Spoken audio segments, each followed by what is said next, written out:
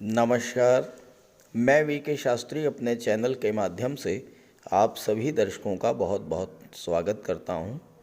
30 अक्टूबर 2023 प्रातः 10:32 पर दैत्यों के सेनापति राहु राशि परिवर्तन करेंगे और पूरे 18 माह के लिए देवगुरु बृहस्पति की राशि मीन राशि में गोचर करेंगे। मीन राशि में राहु 18 मई 2025 तक रहेंगे। राहु का ये राशि परिवर्तन इस बार विशेष महत्व का है, क्योंकि अभी तक राहु का गोचर अपने प्रबल शत्रु मंगल की राशि में था और अब देवगुरु बृहस्पति की राशि में गोचर होगा राहु का। और इस गोचर काल में राहु और गुरु के बीच तात्कालिक मित्रता की स्थिति बनेगी और इसका आपको लाभ मिलेगा और इसीलिए ये गोचर आपके लिए विशेष फल प्रदायक होगा। इस गोचर काल में 3 महत्वपूर्ण घटनाएं घटित होंगी। पहली, गुरु राहु के अशुभ प्रभाव से मुक्त हो जाएंगे, चांडाल दोष समाप्त होगा। दूसरा, राहु भी शनि की तीसरी दृष्टि के प्रभाव से मुक्त हो जाएंगे।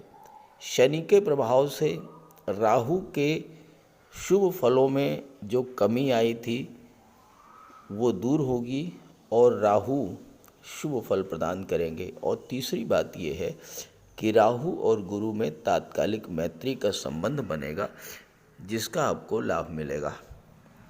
इस पूरे गोचर काल में 30 अक्टूबर से 8 जुलाई 2024 तक राहु का गोचर रेवती नक्षत्र में होगा, जो कि बुध का नक्षत्र है और बुध राहु के मित्र हैं।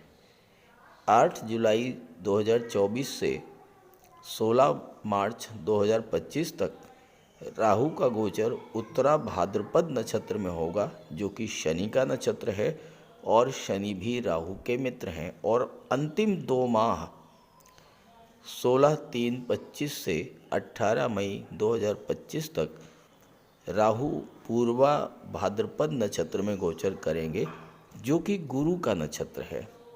तो इस तरह से इस पूरे गोचर काल में राहु का गोचर अपने मित्र के नक्षत्रों में होगा। तो नक्षत्र के आधार पर और राशि के आधार पर दोनों ही तरह से राहु आपके लिए अत्यंत शुभ फल प्रदान करेंगे। तो कर्क राशि के जातकों पर राहु के राशि परिवर्तन का क्या प्रभाव पड़ेगा, इसी का विश्लेषण करेंगे इस वीडियो में। लेकिन उससे पहले हम ये समझेंगे कि राहु क्या हैं, राहु कैसे कार्य करते हैं और राहु का प्रभाव क्या होता है।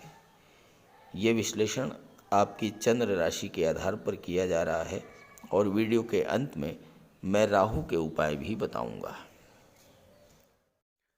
राहु को ज्योतिष शास्त्र में दैत्यों के सेनापति की संज्ञा दी गई है और हमारे जीवन की 60 to 70% समस्याओं का कारण राहु ही होते हैं। लेकिन आज के समय में राहु ही हमें वो सब कुछ दे सकते हैं जो हम पाना चाहते हैं, क्योंकि कलयुग के किंग हैं राहु। राहु एक ऐसा ग्रह है जो अचानक से विपरीत दिशा से एक्टिवेट होकर कार्य करने लगता है। आपका कोई काम काफ़ी दिनों से नहीं हो पा रहा था, अचानक से राहु की अंतर्दशा या प्रत्यंतर दशा शुरू हुई, आपका वो काम एकदम से पूरा हो गया। राहु के भीतर अतीन्द्रिय शक्ति है और उसमें हर तरह के षड्यंत्र को समझने की क्षमता है, उससे निपटने की भी क्षमता है राहु में।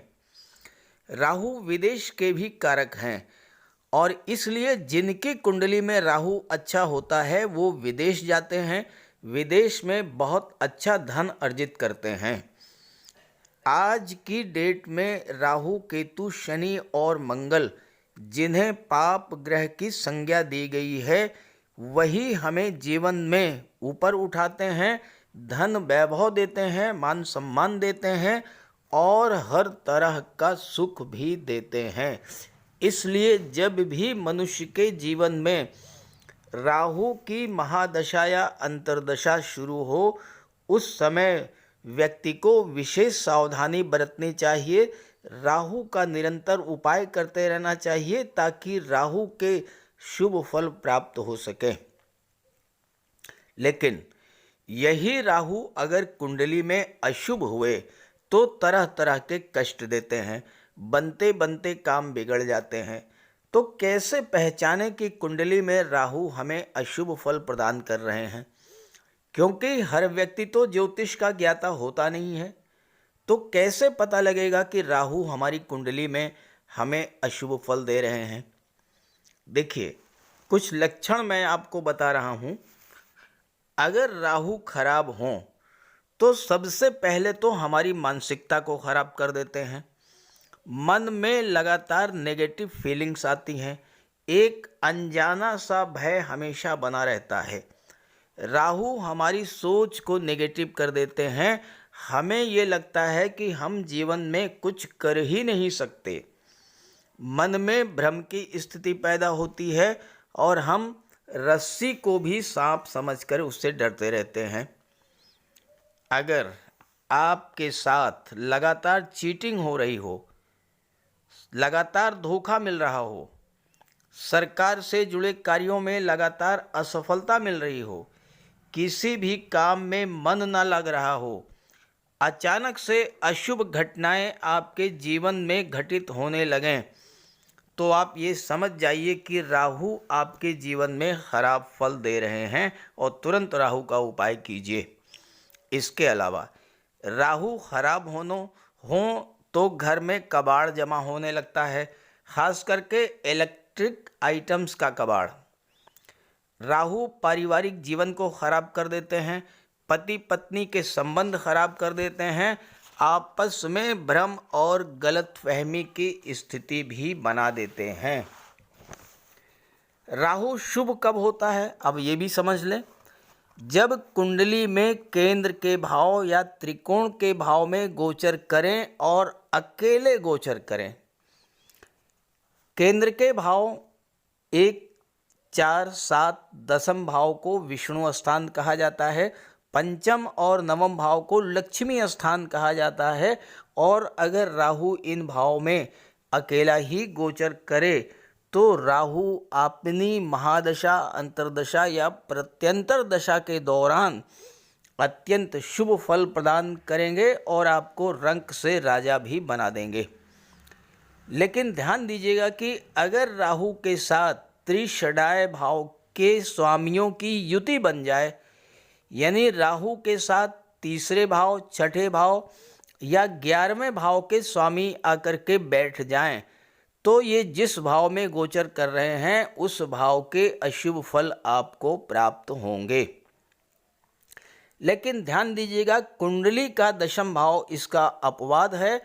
दशम भाव में राहु हो और उनके साथ त्रिषडाय भाव के स्वामी भी बैठे हों, तब भी राहु शुभ फल ही देगा। तो इसी आधार पर विश्लेषण करेंगे कि अलग अलग राशि के जातकों को महाबली राहु क्या फल प्रदान करेंगे। तो ये है कर्क राशि के जातकों की कुंडली। राहु का गोचर आपकी कुंडली के नवम भाव, भाग्य भाव में होगा। देवगुरु की राशि मीन राशि में, शनि अष्टम भाव में गोचर कर रहे हैं और देवगुरु बृहस्पति कुंडली के दशम भाव में गोचर कर रहे हैं। अब यहाँ पर सबसे बड़ी बात जो आपके पक्ष में है वो ये है कि गुरु राहु के प्रभाव से मुक्त होकर गोचर करेंगे और अपना पूरा फल प्रदान करेंगे। राहु भाग्य के भाव में गोचर करेंगे और शनि की दृष्टि से बाहर आ जाएंगे। शनि की दृष्टि राहु पर नहीं पड़ेगी। इस तरह से राहु आपको बहुत शुभ फल देने की स्थिति में होंगे। अभी तक जो स्थिति थी, पिछले 18 माह से जो स्थिति बन रही थी, उसमें साढ़े सात माह के पहले राहु गुरु के साथ गोचर कर रहे थे मंगल के नक्षत्र में। अब यहाँ दो चीज़ें ऐसी थीं जिसके कारण आपको समस्या आ रही थी। एक तो मंगल के नक्षत्र में गोचर कर रहे थे, शत्रु के नक्षत्र में, इससे राहु पीड़ित हुए।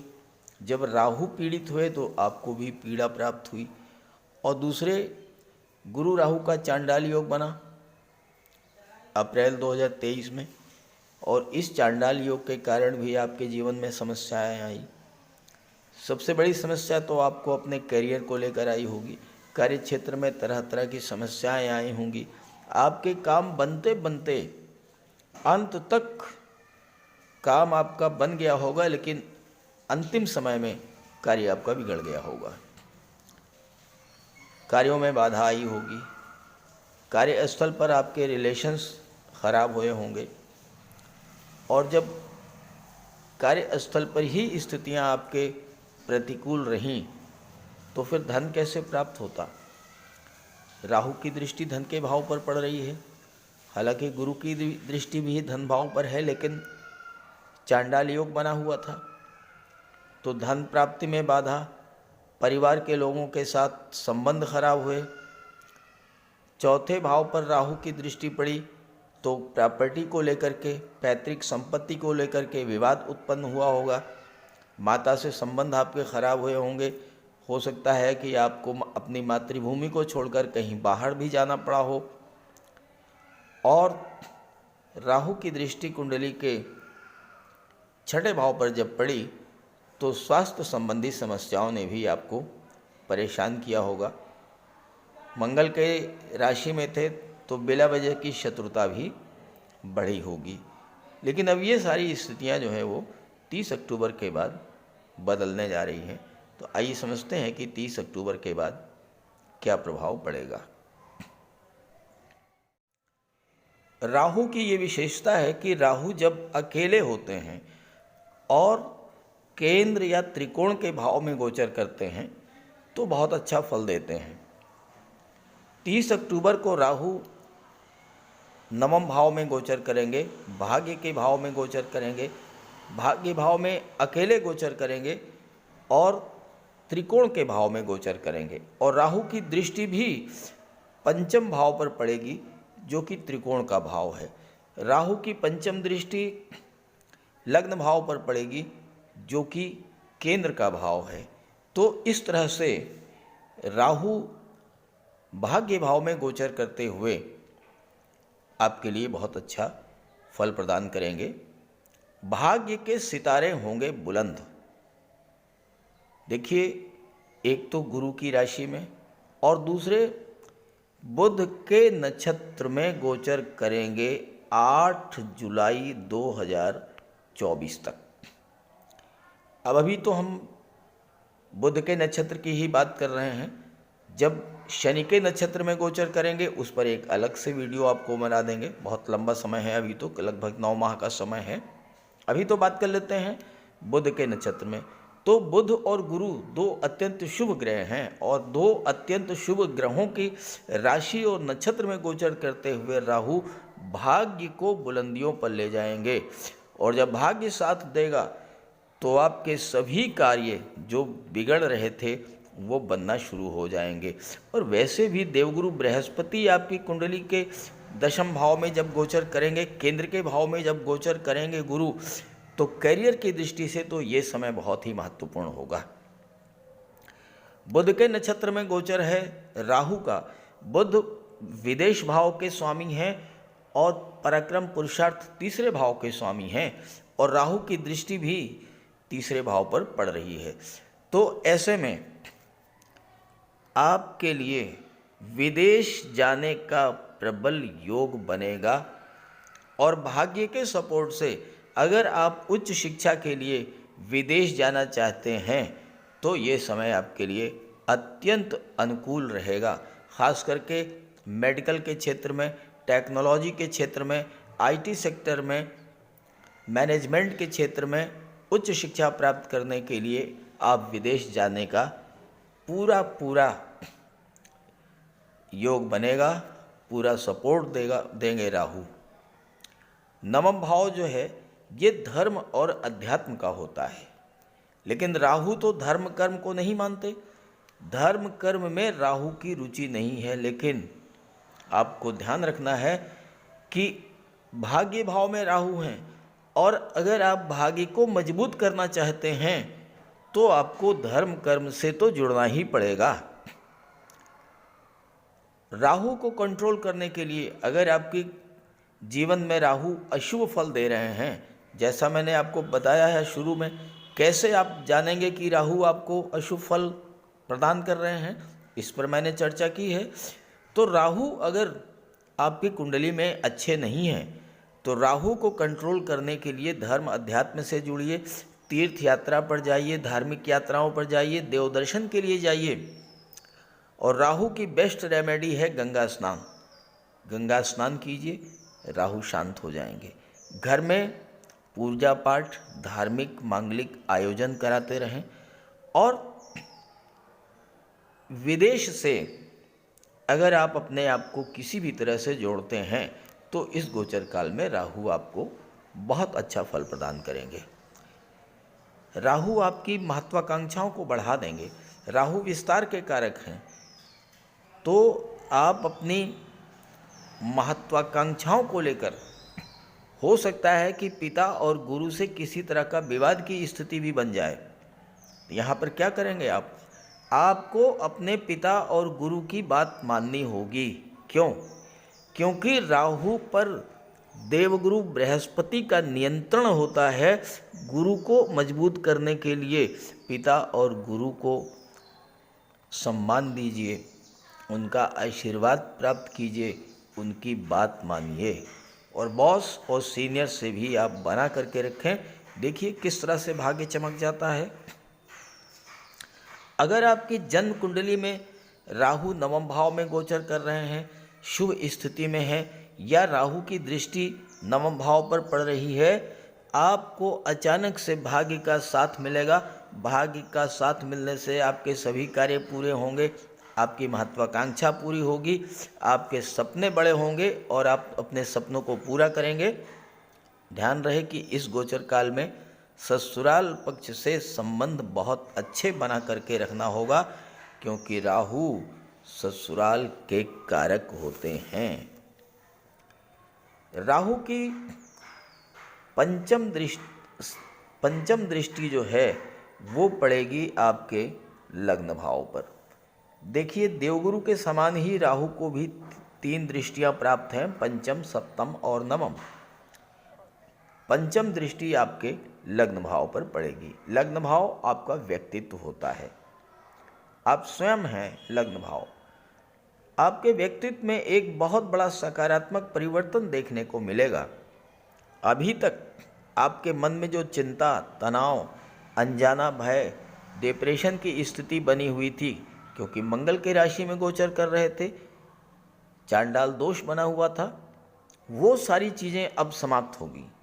आपके स्वास्थ्य में भी सुधार देखने को मिलेगा। गुरु की राशि बुध के नक्षत्र में राहु का गोचर है, दोनों ही शुभ ग्रह हैं, तो राहु के स्वभाव में भी शुभता आएगी। राहु शुभ फल देंगे। आपके जो खर्चे बढ़े हुए थे उसमें कमी आएगी, उसमें आप राहत महसूस करेंगे। किसी तरह का लड़ाई झगड़ा हुआ था, कोई कोर्ट कचहरी का चक्कर बना था, उसमें भी राहत मिलेगी। मानसिक अशांति, स्वभाव का चिड़चिड़ापन, बात बात पर क्रोध आना, ये चीज़ें समाप्त होंगी। राहु आपकी सोच में बदलाव लाएंगे, आप बड़े विज़न के साथ आगे बढ़ेंगे। मेष राशि में राहु के गोचर के कारण अगर आपने जल्दबाजी में कोई गलत फैसला लिया था, उसमें भी सुधार का मौका मिलेगा। राहु आपकी इंट्यूशन पावर को बढ़ा देंगे। चूँकि राहु में अतीन्द्रिय क्षमता होती है, आप ये समझ पाएंगे कि क्या सही है और क्या गलत है। जब राहु आप में ये क्षमता डेवलप कर लेंगे तो आप जो भी फैसला लेंगे वो सही होगा। जो भी कार्य बिगड़ गए थे वो बनना शुरू हो जाएंगे। बुध के नक्षत्र में राहु का गोचर है। बुध बुद्धि के कारक हैं आपकी बौद्धिक क्षमता बढ़ेगी, सोचने समझने की क्षमता बढ़ेगी और आपको इसका लाभ मिलेगा। आपके जीवन की दशा और दिशा बदलने वाला होगा ये राहु का गोचर। राहु विदेश के कारक हैं, आपका लगाव विदेश से बढ़ेगा, विदेश जाने की इच्छा पूरी होगी और आपकी भाग्योन्नति भी विदेश में ही होगी। अब विदेश का मतलब अमेरिका, ब्रिटेन, कनाडा नहीं है। विदेश का मतलब किसी दूसरे शहर, किसी दूसरे राज्य में जाकर के कार्य करना। नौकरी रोजगार की दिशा में किए जा रहे प्रयासों में भी सफलता मिलेगी। राहु की सप्तम दृष्टि पराक्रम भाव पर और नवम दृष्टि पंचम भाव पर पड़ेगी। आइए इसके प्रभाव को समझते हैं। भाग्य भाव में गोचर करते हुए राहु की सप्तम दृष्टि कुंडली के तीसरे भाव पराक्रम पुरुषार्थ के भाव पर पड़ेगी। तीसरा भाव राहु का पक्का घर होता है, क्योंकि तीसरे भाव में राहु अति विशिष्ट कारक होते हैं और इसके अलावा राहु कुंडली के तीसरे भाव, छठे भाव, दशम भाव और एकादश भाव में बहुत अच्छा फल प्रदान करते हैं। राहु आपके पराक्रम पुरुषार्थ में वृद्धि करेंगे, अदम्य साहस के धनी होंगे आप, कार्य क्षेत्र की चुनौतियों को आप एक्सेप्ट करेंगे। राहु एक्सट्रीम को शो करते हैं, विस्तार को शो करते हैं। जिस भी क्षेत्र में आप कार्य कर रहे होंगे उसमें ज़्यादा से ज़्यादा लाभ अर्जित करने का प्रयास आपको करेंगे। राहु आपके एम्बिशंस को, आपके जुनून को बढ़ा देंगे। आप कुछ बड़ा करना चाहेंगे और राहु आपकी इच्छाओं को पूरा करेंगे। राहु विदेश के कारक हैं। तीसरे भाव का संबंध विदेश से बनेगा और बुध के नक्षत्र में है। बुध तीसरे भाव के स्वामी हैं और विदेश भाव 12वें भाव के भी स्वामी हैं, तो स्वाभाविक तौर पर तीसरे भाव का संबंध छठे भाव से बन रहा है, बुध के द्वारा भी और राहु के द्वारा भी। अब तीसरा भाव संचार माध्यमों को शो करता है, ऑनलाइन एक्टिविटीज़ को शो करता है, इंटरनेट को शो करता है, सोशल मीडिया को शो करता है। राहु इन सब के कारक होते हैं, तो विदेशों से आप संचार माध्यमों से जुड़ करके लाभ अर्जित करेंगे। और 8 जुलाई 24 तक बुध के ही नक्षत्र में राहु का गोचर होगा। बुध भी IT sector, computer, communication, internet के कारक हैं। इस गोचर काल में आप जितना अधिक संचार माध्यमों से जुड़ेंगे उसका उतना ही आपको लाभ मिलेगा। बुध व्यापार के कारक होते हैं, ऑनलाइन बिजनेस से आपको लाभ मिलेगा। राहु छाया हैं। छाया तो शैडो रिलेटेड एरियाज, यानी कि फिल्म इंडस्ट्री है, मॉडलिंग है, टीवी सीरियल्स है, यूट्यूब है, फेसबुक है, इन सब क्षेत्रों से जुड़ कर के भी आपको विशेष लाभ मिलेगा। और अगर आपकी जन्म कुंडली में शुक्र मजबूत हुए तो फिर आप इस गोचर काल में फिल्म इंडस्ट्री, मॉडलिंग और टीवी सीरियल के माध्यम से बहुत अच्छा धन अर्जित करेंगे। तीसरा भाव भाई बहनों को शो करता है। भाई बहनों से रिलेशंस आपके अच्छे होंगे, क्योंकि राहु जिस भाव में गोचर करते हैं उस भाव से आपका लगाव बहुत ज़्यादा बढ़ा देते हैं। राहु डीप अटैचमेंट के कारक हैं, डीप अफेक्शन के कारक हैं, तो भाई बहनों से लगाव बढ़ेगा, उसका लाभ मिलेगा। राहु में अतीन्द्रिय शक्ति होती है, आपकी इंट्यूशन पावर को बढ़ा देंगे, आपको अत्यधिक चतुर चालाक बना देंगे। और चूंकि राहु चीज़ों को प्राप्त करना जानते हैं, चाहे कैसे भी प्राप्त करें, चाहे जो भी करना पड़े, तो आपको हर तरह का लाभ देंगे, आपकी इच्छाओं की पूर्ति करेंगे। तीसरा भाव टूर एंड ट्रेवल्स का होता है, यात्राओं से आपको लाभ मिलेगा। तीसरा भाव ट्रांसफ़र का भी होता है, और अगर आपका कहीं ऐसी जगह पर ट्रांसफ़र हो गया था जहां आप नहीं जाना चाहते थे, तो आपको मनचाहा ट्रांसफ़र भी मिलेगा। राहु की नवम दृष्टि कुंडली के पंचम भाव पर पड़ेगी, और पंचम भाव जो है कुंडली का शुभ, सबसे शुभ भाव है, त्रिकोण का भाव है। और एक त्रिकोण में गोचर करते हुए राहु दूसरे त्रिकोण पर जब दृष्टि डालेंगे तो कर्क राशि के जातकों को पंचम भाव की चीज़ों के सभी फल प्राप्त होंगे। जैसा मैंने बताया, राहु डीप अटैचमेंट के कारक हैं।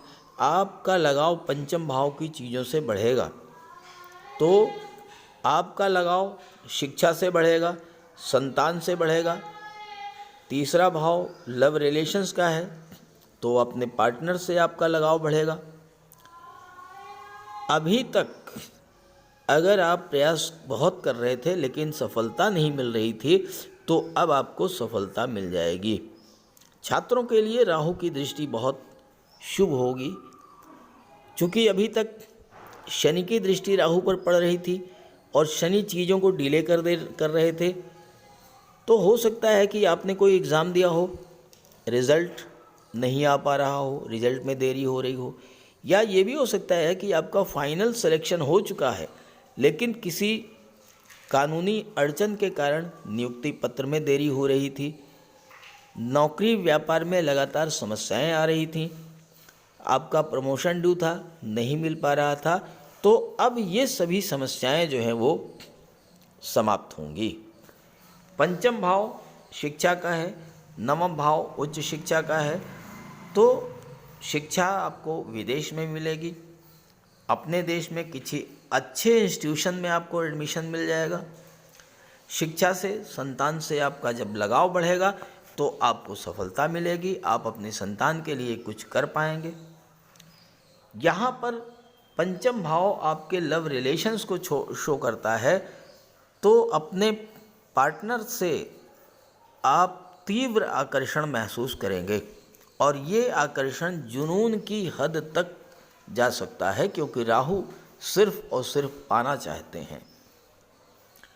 चूँकि गुरु और बुध के प्रभाव में राहु रहेंगे तो लव रिलेशंस को मैरिज में बदलने का अनुकूल समय होगा। ये पंचम भाव आपकी क्रिएटिविटी को शो करता है। आपने टेक्निकल फील्ड, इंजीनियरिंग फील्ड या मेडिकल के क्षेत्र में कुछ नया किया था लेकिन उसमें आपको पहचान नहीं मिल रही थी, अब आपको अपनी क्रिएटिविटी का लाभ मिलेगा, आपके कार्यों को नई पहचान मिलेगी। आपने रिसर्च के क्षेत्र में कुछ नया किया था, वहाँ भी आपको सफलता मिलेगी। संतान प्राप्ति के मार्ग में बाधा आई थी तो वो भी दूर होगी, संतान सुख की प्राप्ति होगी।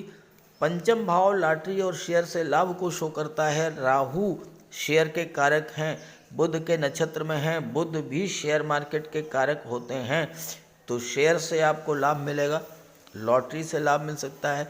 शेयर मार्केट में निवेश करने का भी उपयुक्त समय रहेगा, लेकिन किसी एक्सपर्ट की राय लेकर के निवेश कीजिएगा। तो कर्क राशि के जातकों के लिए राहु का गोचर भाग्य भाव में होना, पंचम पर दृष्टि डालना बहुत ही शुभ फल देने जा रहा है।